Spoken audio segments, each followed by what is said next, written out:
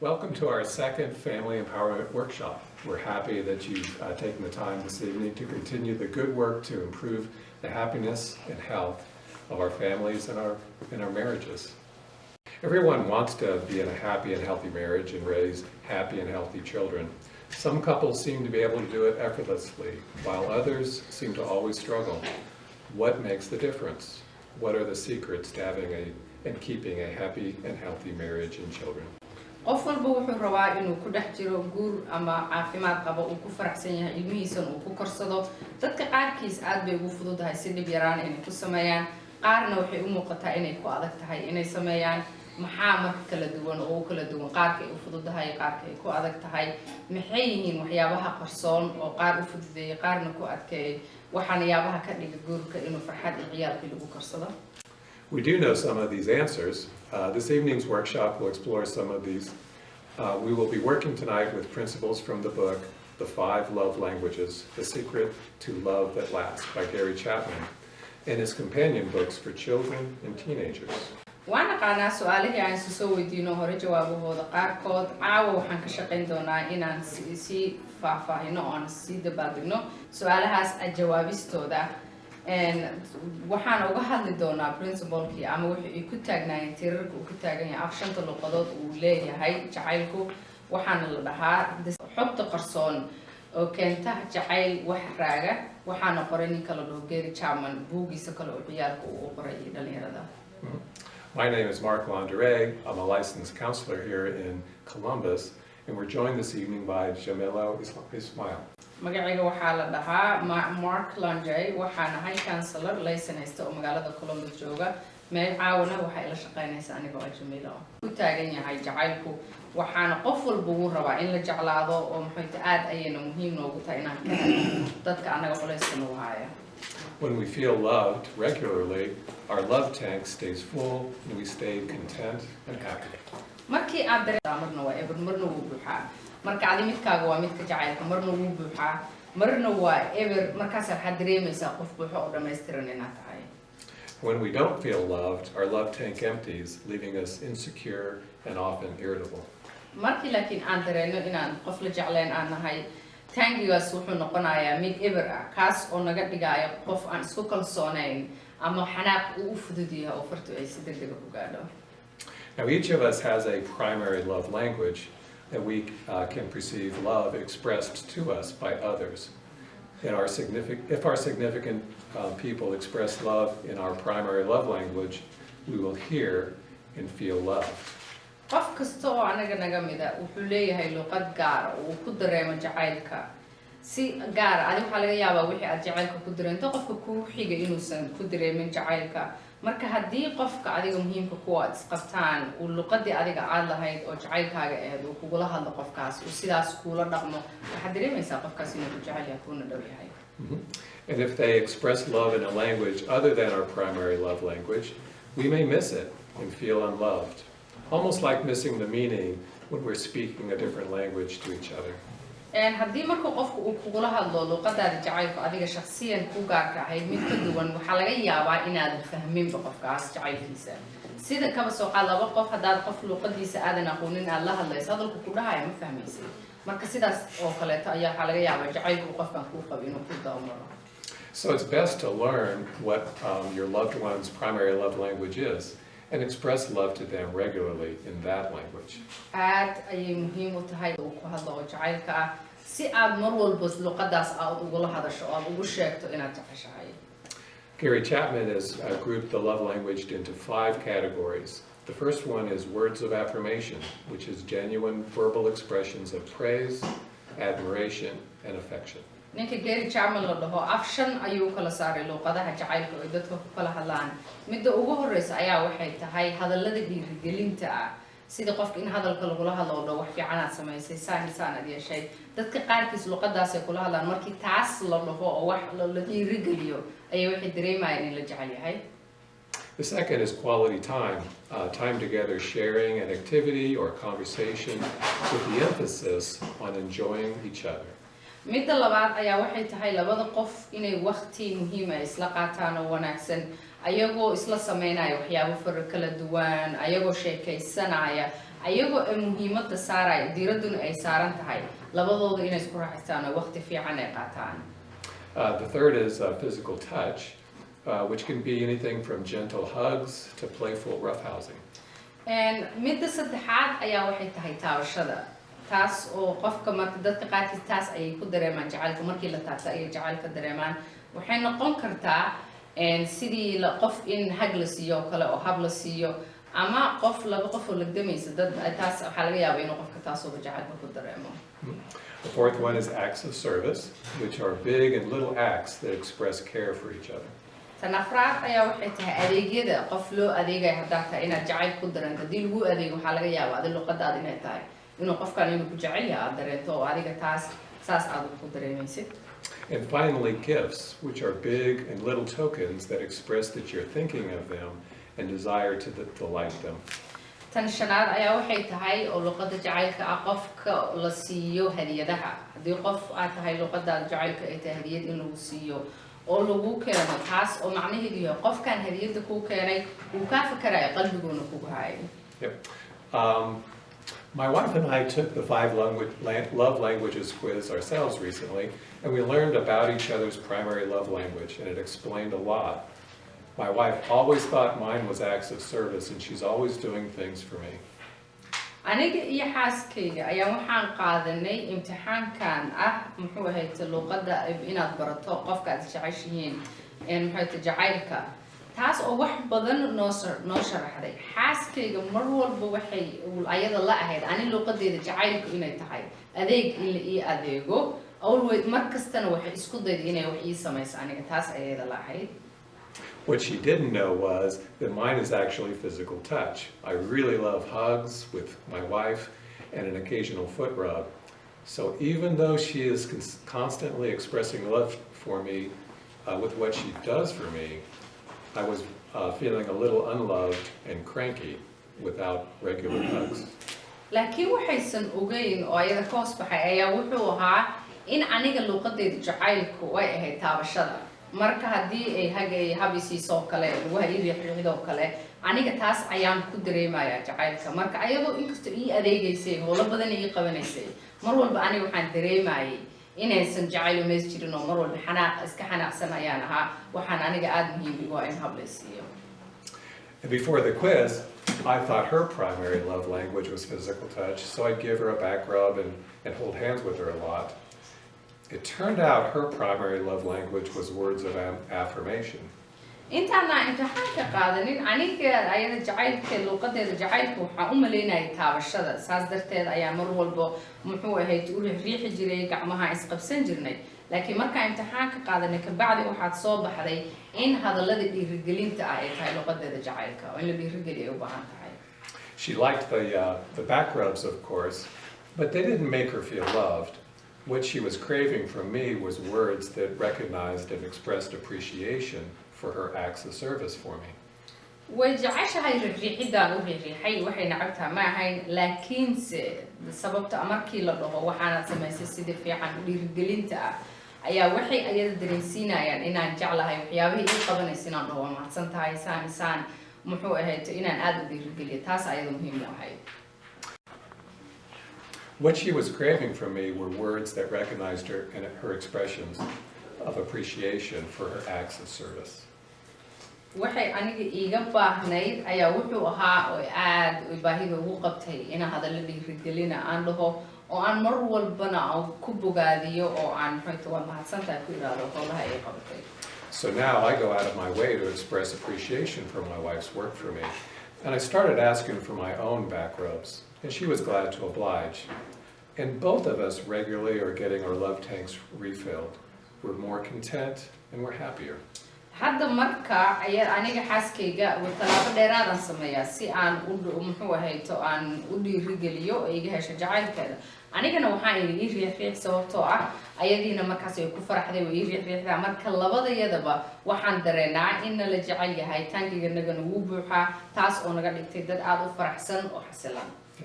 And we have assessments available to you that you can take home tonight, and we will be posting those assessments so you can identify what your love language is and what your loved one's love language is. They'll be posted on Our Helpers website. marka annagana waxaa jira qiimeyn aan sameynayno sida waraaqaha idiga dhiibayo oo kaleeto kuwaas oo lagu qiimeynayo qof walba luqadiisa jacaylka waxa ay tahay oo soo saaraysa shantooda midii aad tahay kuwaas waxaa lagu soo dejin doonaa website-ka Our Helpers qofkii rabo ka fiirin karaa halkaas ayaana ka fiirinaysaa oo ka buuxinaysaa waraaqaha. Now, it's true that using the 5 love languages with our partner can bring a lot more contentment and security to our homes. But it's also an important principle to be using with our kids, helping them to grow to be healthy, secure, and productive adults. waa run isticmaalida markii la isticmaalo shanta luqadood oo jacaylku leeyahay aad u isticmaasho qofka aad isqabtaan inay labadiinaba dad isku xasilan oo faraxsan idinka dhigto laakiin waxa ayadana muhiim ay tahay inaad ciyaalkiina u isticmaashaan si ay ciyaalkii u noqdaan dad oo korsan oo muxuu ahayto dad waaweyn oo soo saaray ay u noqdaan. For this workshop, I'd like to talk more about how to use the love language with our kids. I was talking recently with a group of parents, and they were concerned and complaining about their kids. These fathers and mothers were concerned about their kids' behaviors. And workshop-kan waxaan rabaa inaan ciyaalka uga hadlo iyo dhalinyarada sida loola isticmaalo luqadooda jacaylka. waalidiin ayaan la hadlay group oo isku jiro oo kooxo isku jiro marka waxay aad uga walwalsanaayeen maxay ka complain gareynayaan ciyaalkooda iyo muxuu ahayd hooyooyin iyo aabbayaal ayaa ciyaalkoodii ka walwalsanaayeen dabeecadaha ay leeyihiin siday u dhaqmaan. They were concerned about their kids being cranky and moody, oppositional, argumentative, getting into fights with their kids and siblings.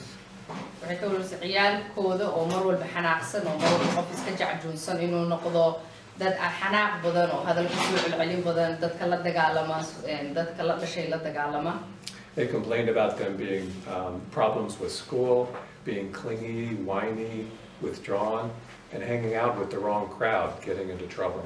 iyo inay dib ku qabaan iskuulka inay noqdaan ciyaal muxuu ahayto cabasho badan oo qof maanta dhan shaqeynaya ama qof dadka dhan ka dhex baxsan inuu noqdo ama ay la joogaan oo la baashaan ciyaal khaldan oo lagu ciyaal muxuu ahayto haleenaya.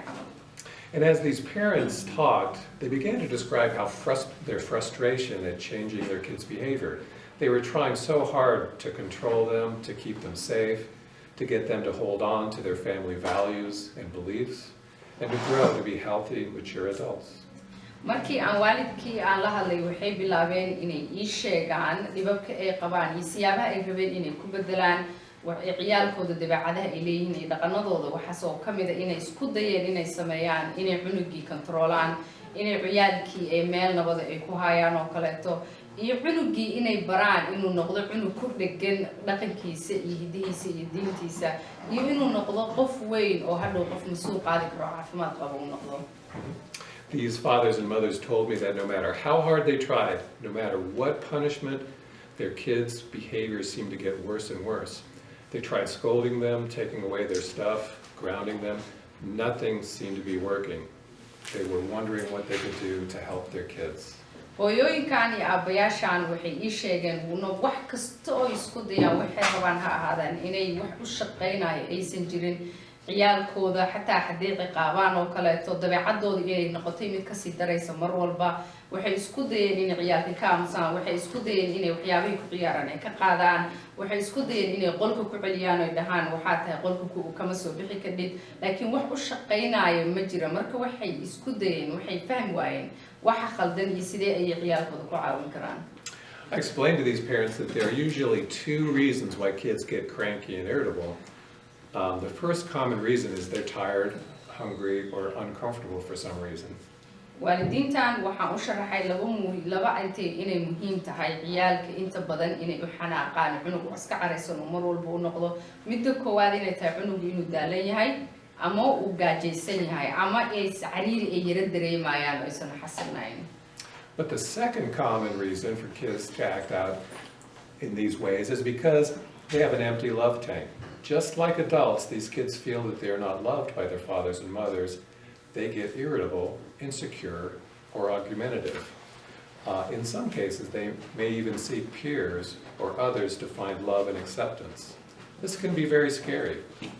midda kale oo ayadana muhiimka ah ciyaalkan ay u dareemayaan sidaas ay u dhaqmayaan siyaabaha ay u dhaqmaan oo kaleeto waxay dareemayaan inuu taangiga hadayaan sheegayno taangigooda jacaylka ugu jiro ina ayagana koodaas uu ever ka yahay waxay dareemayaan dadkii dhalay inaysan jecleen ilmo la jeclo raba aysan ahayn sidaas darteed ayay waxay noqdeen inay iska xanaaqsan yihiin dad aan isku xasilaneyn ay noqdaan inay murankooda uu bato mararka qaarkoodna ay isku dayaan ciyaalka facooda oo kaleeta ah inay ka helaan jacayl iyo inay ayaga soo dhaweeyaan. I explained to these parents that even very young kids have primary love languages. They might prefer words of affirmation, quality time, gifts, physical touch, or acts of service, just like adults do. waxaan u sharaxay waalidiintan ciyaalkan inay leeyihiin luqad u gaar ayaga oo luqadooda jacaylka ah sida dadka waaweyn oo kale waxaa laga yaabaa inay dhiirigelinta jecel yihiin in waqti lala qaato inay jecel yihiin in hadiyad loo keeno taabashada inay jecel yihiin ama in loo adeego oo wax la siiyo sida dadka waaweyn oo kale. And when fathers and mothers both speak to them in these love languages, they can understand, they feel more secure, and often these irritable behaviors reduce or stop. markay hooyooyinkoodii aabbayaashood ay kula hadlaan luqadii ay yaqaanaan oo jacaylka ah taas oo ayaga ay fahmayaan waxay rabtaa haday rabto in waqti la qaato haday rabto in dhiirigelin ha ahaato haday rabto in hag la siiyo cunugii hab la siiyo kaliya uu rabo markay fahmaan luqadoodii la yaqaanay ay kula hadlaan inta badan way joojiyaan wayna fahmaan waxayna dareemaan inay dad xasilan yihiin carada aad ku fara badan oo ay ka baadaan. Gary Chapman reminds us of a few truths we must remember. The first is they're children. The second is because they're children, they'll tend to act like children. Gary Chapman waxaa jira arrimo muhiim ah oo uu xasuusiyo run ah waxaana ka mid ah waa ciyaal maadaama ay ciyaal yihiin sida ciyaalka ayay u dhaqmi doonaan. And much childish behavior is unpleasant.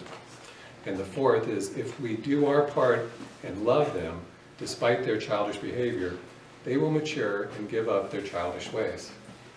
mid afraad ayaa waxay tahay inta badan dadku ma jecla dhaqamada iyo siyaabaha dabeecadaha ay ciyaalku leeyihiin laakiin haddii ayadoo dhaqamadoodii leh oo dabeecadahoodii ciyaalnimada ay leeyihiin aan ku jeclaano sida ay yihiin waxaa laga yaabaa inay dabeecadooda bedelaan oo dhaqamada ciyaalnimada ay iska dhaafaan.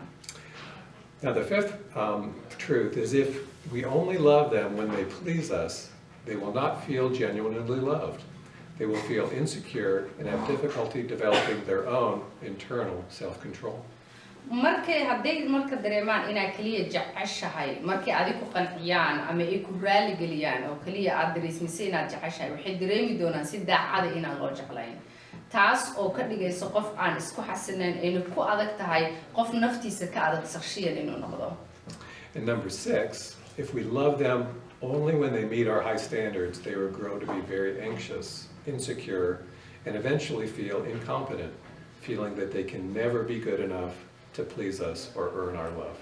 laakiin hadday dareemaan inaad jecelnahay oo kaliya ah markii cunugii uu gaaro meeshii aad u samaysay oo dhahdo haddaa waxaas aad samayso oo kaleeto saas ayaa lagugu jeclaanayaa waxay noqonayaan dad ayaga dhan walwalsan oon xasilanayn waxay noqonayaan dad aan isku kalsoonayn aan inta badanna dad baqdin ay ku jidho waxayna dareemayaan wax walba oo ay sameeyaan inaysan marna ku qancin karin adiga. Withholding love when they displease us or do not meet our standards is called conditional love. This is love that they have to earn from us. They can lose it if they displease us or if they're not good enough. When we show love to our kids only when they please us, they become very insecure and irritable, and we see many of the annoying behaviors that parents are complaining about. Their immature behavior continues. marka cunugii aad jacaylka aad jeclaan lahayd aad ka ceshato markuu ku qancin waayo ama uu gaari waayo waxyaabihi aad ugu talagashay waxaa la dhahaa jacayl xadidan. jacaylkaas xadidan ayaa wuxuu keenayaa ciyaalkii wuxuu ku khasbayaa in ay dareemaan inay hadday rabaan in la jeclaado inay kasbadaan inay tahay markay taas dareemaan waxay dareemayaan haddii ay adigu qancin waayaan dabeecadooda ay wanaagsanaan weydo inaadan jeclaanaynin markaas waxay leeyihiin wax walba isku daydo qofkaan ma qancin kadib kuma filnid waxyaabihii uu ku diray waalidkii kuma farxi doono markii ciyaalkii markii saasay dareemaan waxay noqdaan dad aan isku kalsoonayn dad mar walba xanaaqsan mararka qaarkoodna waxaad ku arkaysaa dabeecadana dhibaayo iyagii oo anaga naga muxuu ahayd aan ka cabanayno anagana dhibaayo markaas muxuu noqonaa qof weyn oo haddana da'dii gaaray laakiin aan korin maskaxiyan. When we can show love to our kids even when they displease us, this is called unconditional love. Showing them unconditional love, they feel secure and capable. This helps our kids grow in maturity and self-control. They grow out of their immature behavior. markii laakiin aad ciyaalkaaga tusto inaad jeceshahay wax kastoo ay sameeyaan oo xataa haddaadan ku qanacsanayn dabeecadahooda tan waxaa la dhahaa jacaylka aan xadidnayn oo waxna ku xirnayn tan markay dareemaan oo jacaylkaaga inuusan xadidnayn